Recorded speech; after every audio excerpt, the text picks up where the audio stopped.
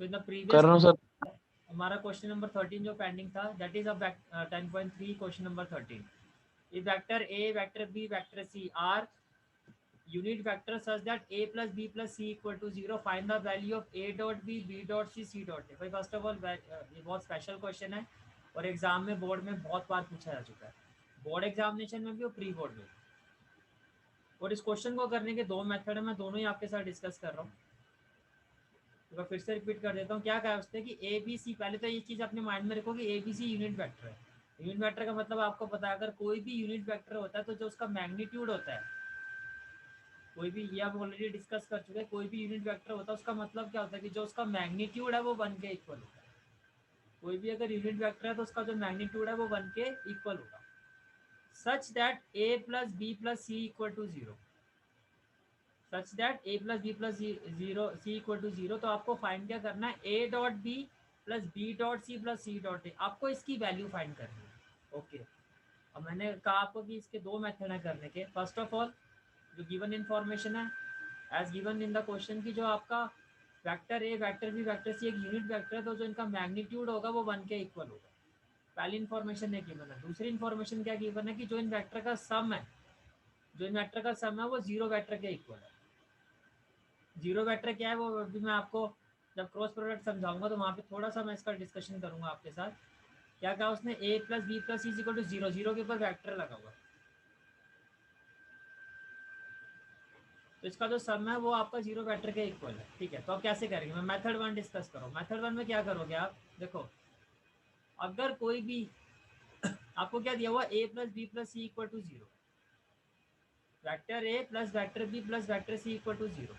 अगर मैं आपको पता है मैथमेटिकली अगर हम किसी भी इक्वेशन को दोनों side, both side same value से अगर हम मल्टीप्लाई करते हैं तो उसकी वैल्यू सेम ही रहती है।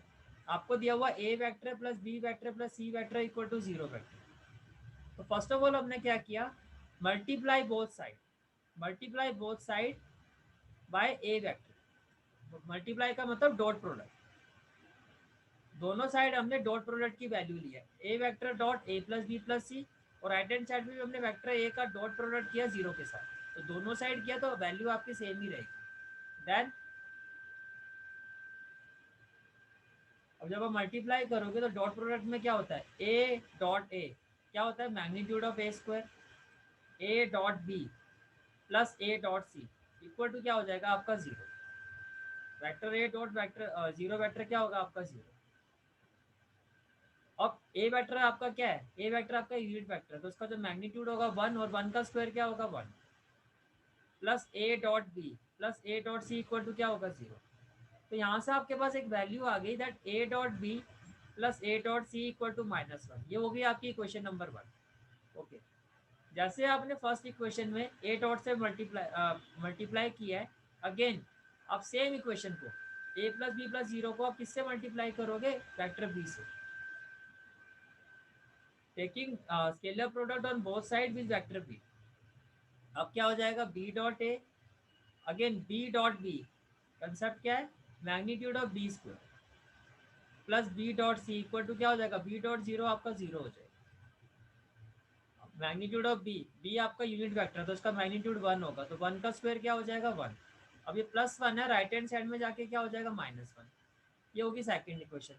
Similarly again A plus B plus C equal to zero, A plus B plus C equal to zero vector, ये जो इक्वेशन है। अब हमने क्या किया, दोनों ही साइड स्केलर प्रोडक्ट लिया सी वेक्टर के रिस्पेक्ट। अब क्या होगा, C dot A plus C dot B plus magnitude of vector C square equal to zero, zero vector. और मैग्नीट्यूड ऑफ वेक्टर सी, ये यूनिट वेक्टर तो ये वन हो जाएगा, वन राइट हैंड साइड में जाएगा तो माइनस वन। यहाँ से आपके पास वैल्यू आ गई C dot A plus B dot C equal to minus one. अगर आप ध्यान से देखो तो जो आपको फाइंड करना है वो इन सभी इक्वेशंस की लेफ्ट हैंड साइड है। आपको किसकी वैल्यू फाइंड करनी है, A dot B dot C dot A.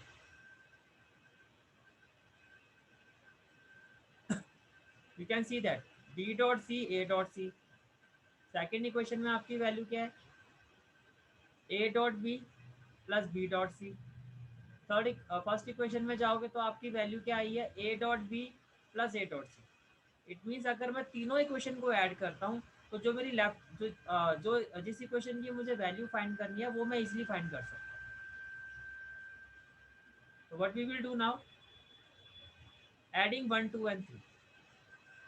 Right hand side में तीनों इक्वेशन में जो जो भी आपकी तीन इक्वेशन है, राइट हैंड साइड में क्या है, -1 -1 -1. तो राइट हैंड साइड में तो हो जाएगा ऐड करके -3.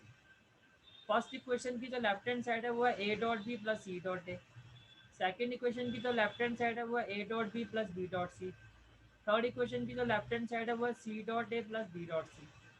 राइट, अब जब आप ऐड करोगे तो देखो A dot B plus A dot B that is 2 a dot B. Then b dot c that is twice of b dot c. C dot a plus c dot a that is twice of c dot a, and it will be equal to -3. Okay. अगर मैं यहाँ से 2 common ले लेता हूँ, अगर आप तीनों इस पूरी इक्वेशन से लेफ्ट हैंड साइड से 2 कॉमन लेते हो तो राइट हैंड साइड में जाके वो 2 हो जाएगा डिवाइड. तो फाइनली आपके पास जो वैल्यू होगी वो उस इक्वेशन की आएगी या उस नंबर की आएगी जो आपको फाइंड करना है. That is a dot B plus B dot C plus C dot A equal to -3/. तो ये आपका फर्स्ट मेथड. फर्स्ट मेथड में क्या सीखा आपने, फर्स्ट मेथड से अगर आप ये वैल्यू फाइंड करते हो, मैं आपको पहले ही बता चुका हूँ, बोर्ड में क्वेश्चन काफ़ी बार आ चुका है. क्वेश्चन क्या है आपका, that A B C are unit vector such that A plus B plus C equal to 0 vector. तो आपको ये वैल्यू फाइंड करनी है. तो फर्स्ट मेथड में आपने क्या सीखा कि एक बार आप दोनों ही साइड वेक्टर ए से स्केलर प्रोडक्ट कर दो, एक बार आप दोनों साइड वेक्टर बी के साथ स्केलर प्रोडक्ट ले लो, और एक बार आप दोनों ही साइड वेक्टर सी के साथ स्केलर प्रोडक्ट ले लो. इससे आपके पास तीन इक्वेशन आएगी, तीनों को ऐड करो, you will have this value. ये आपका फर्स्ट मेथड था. अब मैं आपको सेकंड मेथड बताता हूँ जो मेरे हिसाब से इससे ज़्यादा इजी है. ये आपका फर्स्ट मेथड हो गया. This is your second method. Again देखो आपको क्वेश्चन में गिवन क्या है, क्वेश्चन में आपको गिवन है कि ए बी और सी वेक्टर जो है आपके वो यूनिट वेक्टर है, और अगर यूनिट वेक्टर है तो जो इनका मैग्नीट्यूड होगा वो 1 के इक्वल होगा. और दूसरी चीज़ क्वेश्चन में क्या गिवन है, A plus B plus C equal to 0 vector. ठीक है, और ये भी आप स्टडी कर चुके हो. जब मैंने स्केलर प्रोडक्ट का कंसेप्ट आपको बताया था तो मैंने कहा था कि किसी भी वेक्टर को अगर हम उसके साथ डॉट प्रोडक्ट निकालते हैं तो वो किसके इक्वल होता है, वो इक्वल होता है उसके मैग्नीट्यूड के स्क्वायर. अगर मैं ये मान लूँ कि ये जो पूरा वेक्टर है मेरा ये एक एक्स वेक्टर है, और एक्स वेक्टर को मैं अगर एक्स के साथ ही मल्टीप्लाई कराता हूँ तो इसका जो मैग्नीट्यूड का जो स्क्वायर होगा वो किसके, अगर मैं एक्स वेक्टर को उसी के साथ अगर मैं डॉट प्रोडक्ट लेता हूँ तो वो किसके इक्वल होगा, वो उसके मैग्नीट्यूड के स्क्वायर के इक्वल होगा बाय दिस कंसेप्ट. लाइक अगर मैं वेक्टर बी के साथ डॉट प्रोडक्ट निकालता हूँ, that will be equal to magnitude of vector B square. Vector C dot vector C equal to magnitude of vector C square. Right, it means magnitude of any vector square is equal to that vector dot that vector. अब हमने क्या किया, ये जो given value थी आपकी ये a plus B plus सी से इट इज एक्स वेक्टर, हमने इसको एक पर्टिकुलर वेक्टर से सिंबलाइज कर दिया दैट इज एक्स वेक्टर. और अगर ये वैल्यू अगर 0 वेक्टर के इक्वल है, इट मीन जो एक्स वेक्टर है वो भी 0 वेक्टर के इक्वल होगा. और अगर एक्स वेक्टर 0 वेक्टर के इक्वल है, इट मीन जो इसका मैग्नीट्यूड होगा वो भी 0 के इक्वल होगा. और मैग्नीट्यूड में 0 वेक्टर नहीं आएगा क्योंकि मैग्नीट्यूड एक नंबर है, 0 एक वेक्टर है. 0 एक वेक्टर है. जब आप मैग्नीट्यूड की बात करते हो तो सिर्फ 0 लिखोगे, जब वेक्टर की टर्म्स में बात करोगे तो 0 का 0 वेक्टर लिखोगे. अच्छा, अगर मैग्नीट्यूड किसी वेक्टर का 0 के इक्वल है, अगर मैं स्क्वेयरिंग बोथ साइड करता हूँ तो इसका मैग्नीट्यूड का स्क्वायर हो जाएगा, और 0 का स्क्वायर तो आपको पता है 0 ही आना. और अभी हमने डिस्कस किया था किसी भी वेक्टर का जो मैग्नीट्यूड का स्क्वायर होता है, लाइक अगर मैं ये कहता हूँ कि ए मैग्नीट्यूड का स्क्वायर क्या होगा, you will say A vector dot A. In a similar way जो आपका मैग्नीट्यूड ऑफ एक्स वेक्टर का स्क्वायर होगा ये क्या होगा, X vector dot X vector. और एक्स वेक्टर की जो वैल्यू हमने सपोज किया that is A plus B plus C. तो एक्स वेक्टर की जगह आपने रखा A plus B plus C dot A plus B plus C and it is equal to 0. Then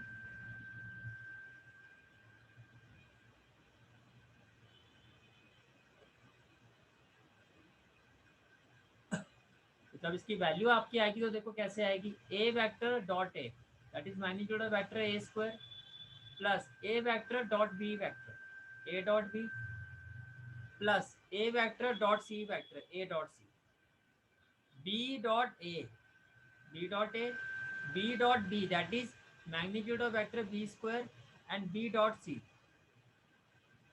right, plus c dot a plus c dot b and c dot c क्या होता है magnitude of vector c square, और ये किसके equal होगा सारा आपका zero. चलो जी ये वैल्यू आ गया आपके पास। देन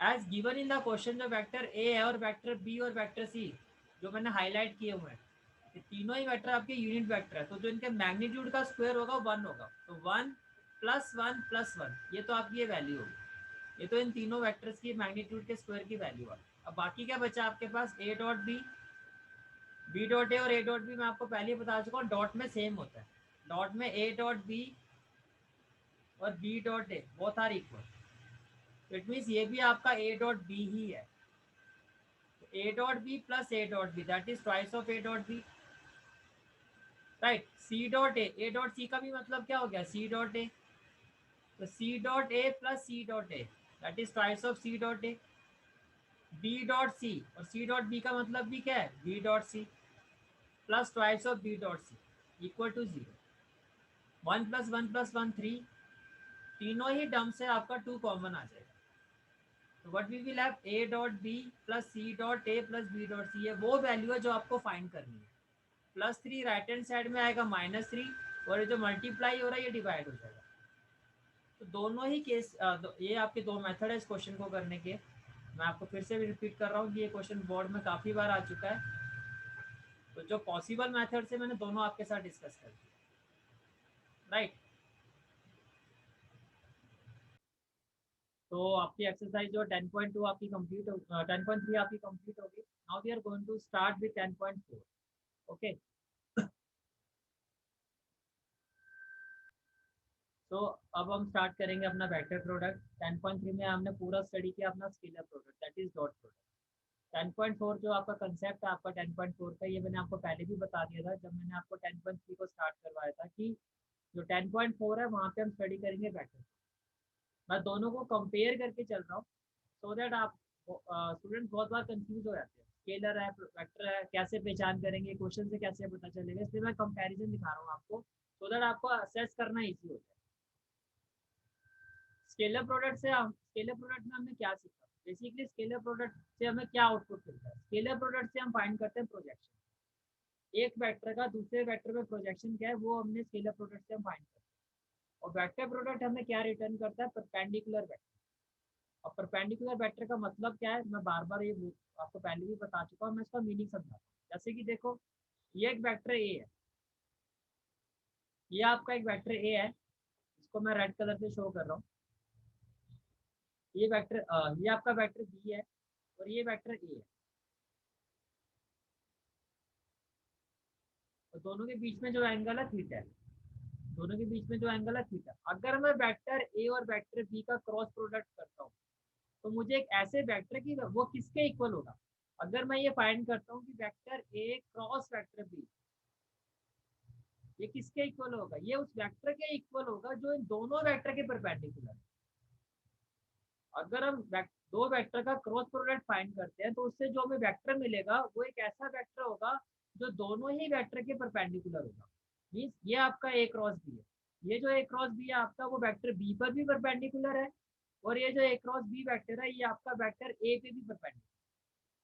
तो यहाँ तक एक चीज आपको ये समझ में आ जानी चाहिए कि जो आपके जब हम दो वेक्टर का क्रॉस प्रोडक्ट करते हैं तो वो हमें क्या रिटर्न करते हैं, वो हमें एक ऐसा वेक्टर रिटर्न करते हैं, वो हमें एक ऐसा वेक्टर रिटर्न करते हैं जो दोनों ही वेक्टर के परपेंडिकुलर हो। That is why I said कि दो वेक्टर का जो क्रॉस प्रोडक्ट होता है वो हमें क्या रिटर्न करता है, वो हमें परपेंडिकुलर वेक्टर रिटर्न करता है। प्रैक्टिकल लाइफ में थोड़ा सा मैं आपको ये भी बता दूं प्रैक्टिकल लाइफ में इसका क्या यूज होता है, क्योंकि आप लोग बार बार इसी चीज को सोचते हैं कि प्रैक्टिकल लाइफ में इसका क्या काम है। बहुत बार आपके ये क्वेश्चन होते हैं, आपने फैन देखा होगा, फैन जो होता है आपका उसके ऊपर एक डंडी सी लगी होती है जिससे फैन आपका लटका हुआ होता है, राइट। अब वो जो डंडी होती है वो आपका कितना फोर्स होना चाहिए, मीन्स वो कितना फोर्स वो हैंडल कर सकती है। वो जो आपका पूरा डंडा लगा होता है जिससे आपका फैन लटका हुआ होता है, वो इसके परपेंडिकुलर होता है। वो कितना फोर्स हैंडल कर सकता है, वो उन चीज़ों की जो इवेल्युएशन होती है वो इसी कंसेप्ट से की जाती है। उसको साइंस में, फिजिक्स की टर्म में उसको टॉर्क कहते हैं। कितना टॉर्क वो सस्टेन कर सकता है डंडा, वो इसकी जो कैलकुलेशन होती है वो इसी कंसेप्ट से की जाती है। ओके। अच्छा आप देखो, ये आपका, अगर ये आपका एक्स एक्सिस है और ये आपका वाई एक्सिस है, तो जो परपेंडिकुलर वेक्टर है वो आपका ऊपर की तरफ है। अगर आप एक्सिस को चेंज करते हो, ये आपका एक्स एक्सिस है, ये आपका वाई एक्सिस है, तो जो परपेंडिकुलर वेक्टर है वो आपका नीचे की तरफ है। ये आपका कैसे सम अप होता है, मैं आपको थोड़ा सा आइडिया देता हूँ। ये जो फिंगर्स होती है ये एक्स एक्सिस होता है, और ये जो होता है आपका, ये वाला जो पार्ट होता है ये आपका वाई एक्सिस होता है। फिर ये जो थंब होता है ये आपका क्या होता है, ये आपको रिटर्न करेगा वो परपेंडिकुलर वेक्टर, ये आपको रिटर्न करेगा perpendicular vector. That is why देखो, अगर मैंने पोजीशन चेंज की, वेक्टर ए को ऊपर ले लिया, वेक्टर बी को नीचे, तो इससे क्या होगा, जो परपेंडिकुलर वेक्टर है, जैसे एक्स वाई की पोजीशन चेंज होगी, ए आपका, आपको पता है ए आपका एक्स एक्सिस पर है, बी आपका वाई एक्सिस पर है, तो एक्स टू वाई, तो एक्स टू वाई में परपेंडिकुलर वेक्टर जो था आपका, मीन्स ये राइट हैंड थंब, ये आपका अपवर्ड है। जैसे आपने पोजीशन चेंज की, जहाँ वाई था वहां पर आपने एक्स कर दिया, दैट इज वेक्टर ए, और जहाँ एक्स था वहां पर वाई कर दिया, दैट इज वेक्टर बी। तो आपका परपेंडिकुलर वेक्टर जो है वो डाउनवर्ड होगा, राइट। अपार्ट फ्रॉम दिस, ये तो हो गया चलो इसका बेसिक कंसेप्ट। मैथमेटिकली आपके सिलेबस पॉइंट ऑफ व्यू सिर्फ आपको इतना समझना है जो मैं आपको बता रहा हूँ, कि अगर दो वेक्टर का हम क्रॉस प्रोडक्ट निकालते हैं तो हमें एक ऐसा वेक्टर मिलता है जो दोनों वेक्टर के परपेंडिकुलर हो, राइट। अच्छा, जहाँ तक डॉट प्रोडक्ट की बात है, तो ए डॉट बी किसके इक्वल होता था, magnitude of A magnitude of B cos theta. उसका रीजन भी आपको पता है कि जब हम प्रोजेक्शन फाइंड करते हैं, जैसे यहाँ पर क्या है, आप बी का प्रोजेक्शन ए पर फाइंड कर, प्रोजेक्शन का मैंने मतलब बताया था कि उस वेक्टर की परछाई, तो बी का प्रोजेक्शन जब आप ए पे फाइंड करोगे तो वो ये होगा, वो एक्स एक्सिस पर आएगा, और एक्स एक्सिस पे जो एंगुलर वैल्यू होती है वो होती है कॉस थीटा। पर यहाँ जो परपेंडिकुलर वेक्टर फाइंड कर रहे हो वो आपका वाई एक्सिस पर है। अगर इसे कंपैरेटिवली देखो, और वाई एक्सिस में जो थीटा एंगल बनाता है वो किसके रिस्पेक्ट में बनाता है, साइन के रिस्पेक्ट। इसीलिए जब हम क्रॉस प्रोडक्ट की बात करते हैं, जब हम क्रॉस प्रोडक्ट की बात करते हैं तो इसकी वैल्यू किसके इक्वल होती है, magnitude of A magnitude of B sine theta, और साथ में हम छोटा सा एक यूनिट वेक्टर लगाते हैं। साथ में हम क्या लगाते हैं, एक यूनिट वेक्टर। यूनिट वेक्टर मैं आपको पहले ही बता चुका हूँ, यूनिट वेक्टर आपको डायरेक्शन को स्पेसिफाई करता है। ये क्या स्पेसिफाई करता है, डायरेक्शन। जैसे कि ये आपका वेक्टर ए है, ये आपका वेक्टर बी है, ये वेक्टर ए है, ये वेक्टर बी है। तो दोनों का जब आपने क्रॉस प्रोडक्ट फाइंड किया, तो आपके पास आपको क्या, आपके पास जो वेक्टर आया है वो क्या है, ए क्रॉस बी, जो कि इन दोनों वेक्टर के परपेंडिकुलर होगा। वो एक ऐसा वेक्टर होगा जो इन दोनों वेक्टर के परपेंडिकुलर होगा। इस वेक्टर की जो डायरेक्शन को हम रिप्रेजेंट करते हैं, इस वेक्टर की जो डायरेक्शन को रिप्रेजेंट करते हैं, किससे करते हैं, एन कैप से। एन जनरली होता है आपका नॉर्मल परपेंडिकुलर। तो जो परपेंडिकुलर वेक्टर की डायरेक्शन शो की जाती है वो एक यूनिट वेक्टर से शो की जाती है। दैट इज वाई जब हम ए क्रॉस बी लिखते हैं, किसी भी वेक्टर की क्रॉस, दो वेक्टर की जब हम क्रॉस प्रोडक्ट की वैल्यू लिखते हैं वो किसके इक्वल होती है, magnitude of vector A magnitude of vector B sine theta, और साथ में एक यूनिट वेक्टर आता है एन। एन आपका यूनिट वेक्टर होता है, और यूनिट वेक्टर क्या दिखाता है, डायरेक्शन। और बाकी का ये जो पार्ट होता है आपका, ये सारा का सारा इसका मैग्नीट्यूड होता है। तो वेक्टर में दो ही चीजें होती है ना, मैग्नीट्यूड और डायरेक्शन। ये इस वेक्टर का मैग्नीट्यूड हो गया, और ये इस वेक्टर की क्या होगी, डायरेक्शन। ओके।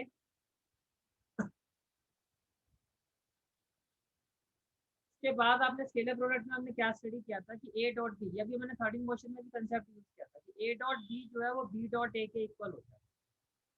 बट क्रॉस में ऐसा नहीं होता है। एज आई टोल्ड यू, अगर आप ए क्रॉस बी करोगे, ए क्रॉस बी, तो आपका परपेंडिकुलर वेक्टर अपवर्ड डायरेक्शन में होगा।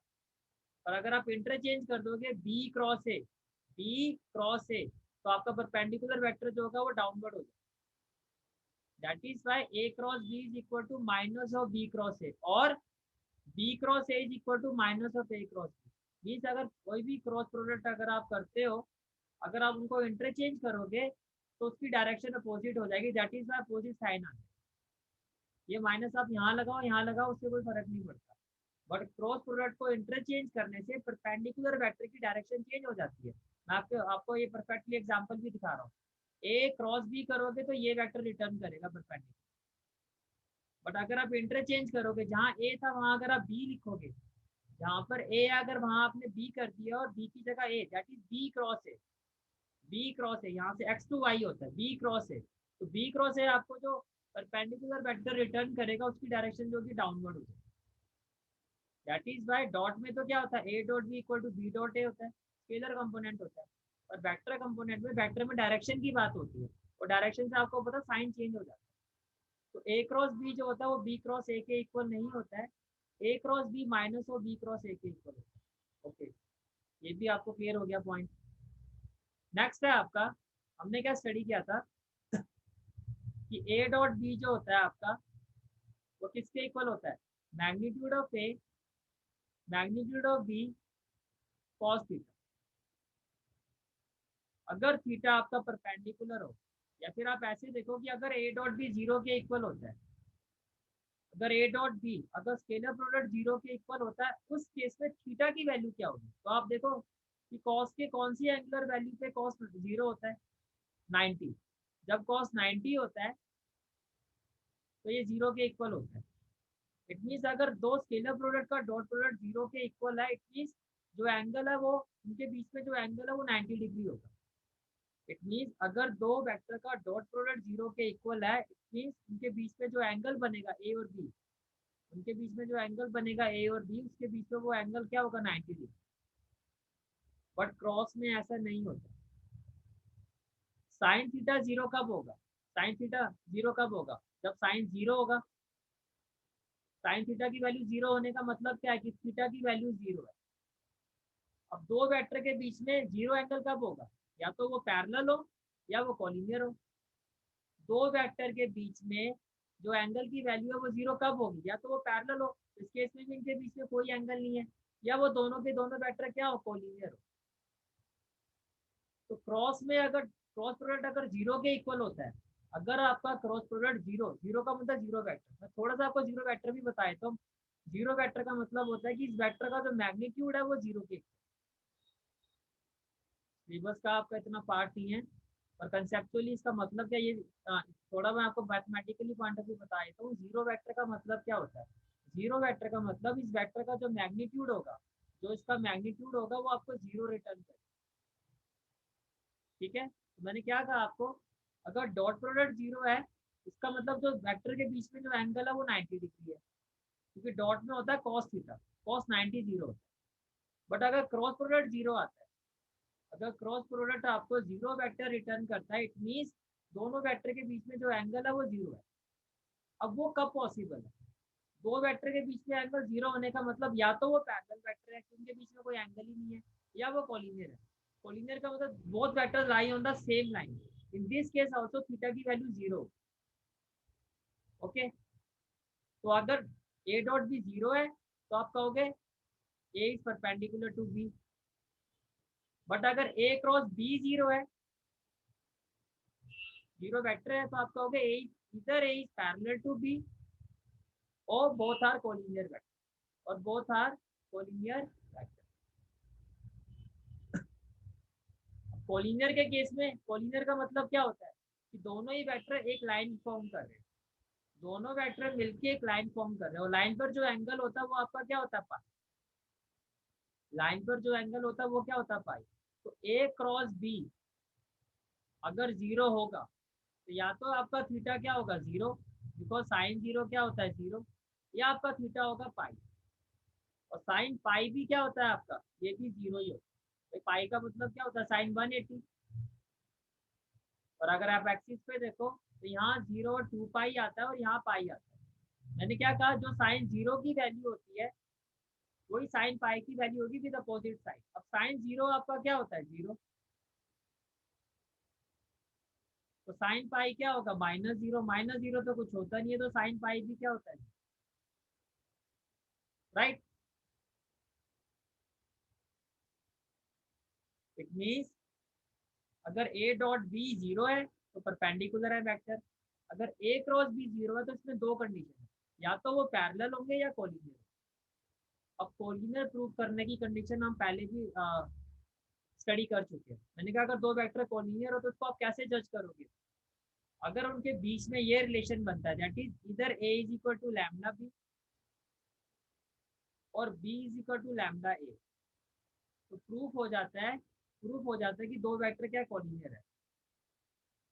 अपार्ट फ्रॉम दिस अगर आप ये प्रूव कर दो कि दो वेक्टर का क्रॉस प्रोडक्ट जीरो है तो भी ये प्रूफ हो जाएगा कि वो कोलिनियर है।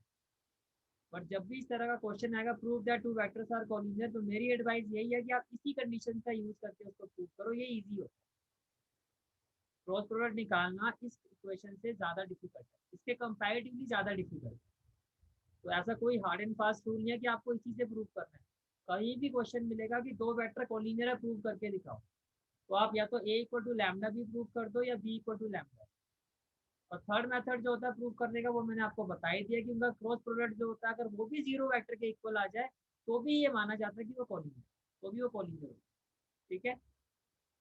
अच्छा, apart from this dot product में और हमने क्या स्टडी किया था कि जो ए डॉट ए है, दो वेक्टर्स का जो डॉट प्रोडक्ट है वो मैग्नीट्यूड ऑफ ए के स्क्वायर के इक्वल होता है, ये हमने स्टडी किया था।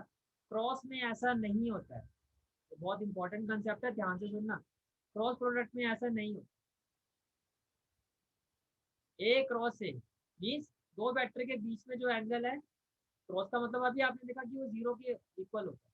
भाई अभी तो आपने देखा कि दो वेक्टर का हम क्रॉस प्रोडक्ट निकालते हैं, आपने कहा वेक्टर ए जो है वेक्टर बी के इक्वल है, वेक्टर ए जो है वेक्टर बी के इक्वल है, मीन्स अब आप ए क्रॉस ए फाइंड करो। जो आपका ए क्रॉस बी था वो किसके इक्वल था, magnitude of A magnitude of B sine theta. अब आप बी की जगह ए रखो तो क्या हो जाएगा, magnitude of A magnitude of B sine theta. एक वेक्टर अपने साथ कोई एंगल बनाएगा, वेक्टर ए के साथ क्या एंगल बनाएगा, वेक्टर सेम वेक्टर के बीच में तो एंगल जीरो होता है, तो जहाँ साइन थीटा होता है यहाँ आ जाएगा साइन जीरो, और साथ में आ जाएगा आपका यूनिट। साइन जीरो की वैल्यू आपको पता है क्या होती है, zero. That is why A cross A zero vector, A dot A magnitude of A square होता है, but A cross A zero vector के इक्वल होता है। अगर सेम वेक्टर का क्रॉस प्रोडक्ट करोगे तो वो जीरो के इक्वल होता है, बट अगर सेम वेक्टर का डॉट प्रोडक्ट करोगे जो आपने पूरी 10.3 में देखा है वो उसी के मैग्नीट्यूड के स्क्वायर के equal. Okay, on the basis of this we can say that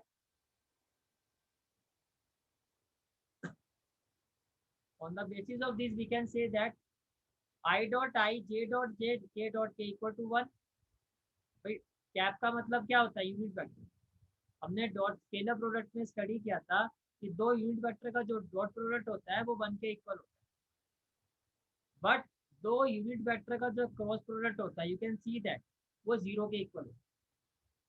reason मैं आपको ये बता चुका हूँ कि उनके बीच में जो एंगल होगा वो जीरो होगा, और साइन जीरो आपका क्या होता है, भाई देखो आई और आई के बीच में भी एंगल जीरो होगा, बट कॉस जीरो आपको पता है 1 होता है, डॉट में होता है कॉस थीटा। आई क्रॉस ए अगेन दो सेम मैटर के बीच में एंगल जीरो होगा, बट क्रॉस में होता है साइन थीटा। साइन थीटा का मतलब अगर एंगल जीरो है तो साइन जीरो, और साइन जीरो की वैल्यू क्या होती है, zero. That is by dot product में तो जो अगर सेम मैटर का डॉट प्रोडक्ट निकालोगे तो वो 1 आएगा क्योंकि कॉस जीरो 1 होता है,